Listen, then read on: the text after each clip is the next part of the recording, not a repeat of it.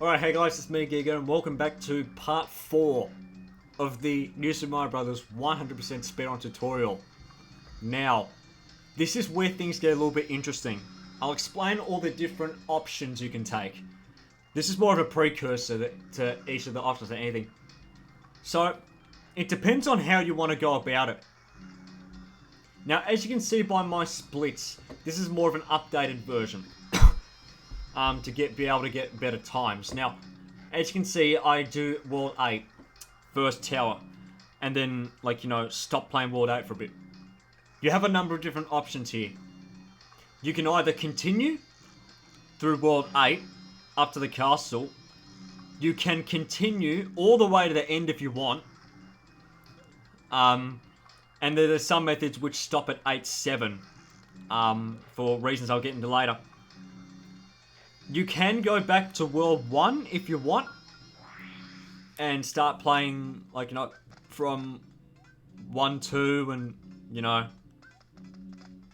1-3 and onward.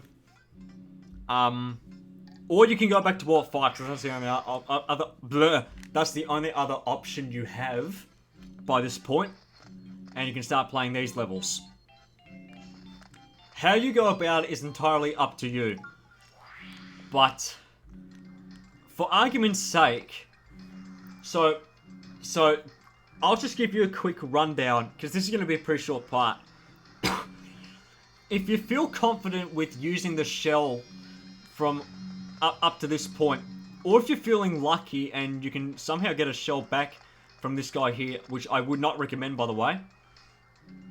If you know you can feel confident in practice using shell all the way through here, you can continue up to the castle here, which which is entirely your choice. I have done this sort of method before, and I mean, the pro is that you can get done the harder stuff much quicker, so that's out of the way. But you run more risk. You run more risk because say you lose the shell for 8-3, you can't use it. Or if you get unlucky and you don't get a shell, you can't use it.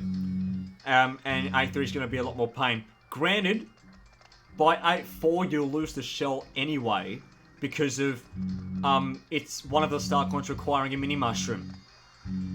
So it depends on how you really want to go about it. Some runners go all the way for the gauntlet section, which is 8-5 and on, and continue this way. This is a pretty, now, I wouldn't recommend this method for beginners, but the only reason why you would want to do this method, like beat Bowser's Castle at the beginning instead of the end, is because of a trick in level 5B, which I'll go to, which involves using challenge mode for one of its hidden exits. So if I go here to 5-B, there's normally for the hidden exit you will require a shell. However, there is a method to having no shell and still getting the hidden exit by using challenge mode, which which actually requires you need to beat Bowser's Castle to even get. So basically for that, you need to do that and then pause the game by pushing start, and then you push the following button command, LRLRXXYY, and then this prompt will show up. It's basically, it plays like Mario 1, where the screen doesn't scroll backwards, it only scrolls forwards. You can use that to your advantage. I've never done it in an actual run, because, it's... I mean, it's not the most difficult trick ever, but it's kind of hard to get consistently. So for beginners, I would not recommend it. For advanced players, which this is what the world record strats use, if you can get it consistently, then go for it. Let me just do the button command again. So that is a method. Some, like I said, some go to World 1, because by this point they'll have fire, and then they'll go to 1-2 and 1-3 and all that again. Now, some players, meaning me, the method I came up with was you do 5A, and then, so once you do the 8 tower, you go back to World 5, do 5A in the tower, you'll have fire by this point. Then you unlock a blue shell from here, and then go to 5B. Do the normal exit, and then do the hidden exit. By this point, when you do the hidden exit, you'll have shell. Then you can use that to go back to 8-3. So that you can absolutely 100% guarantee that you have a blue shell.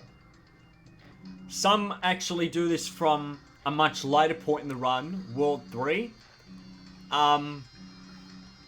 Now, you can do that if you want, but I found this way to be a bit easier. Simply because you can just get it out the way and be done with it. Instead of just wait until much later.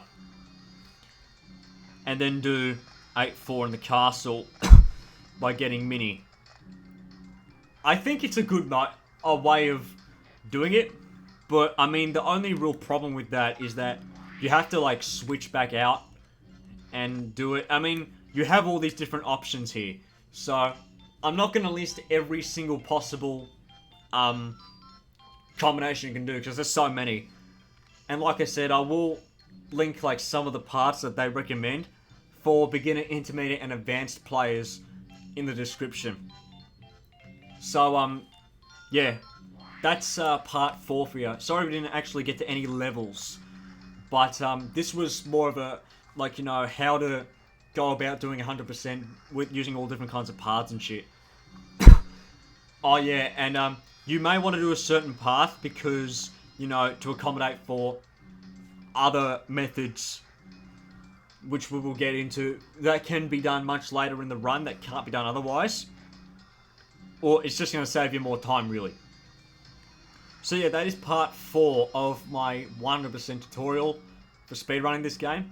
In part 5, we will be going through 8-3, 8-4 in the castle for those who are interested.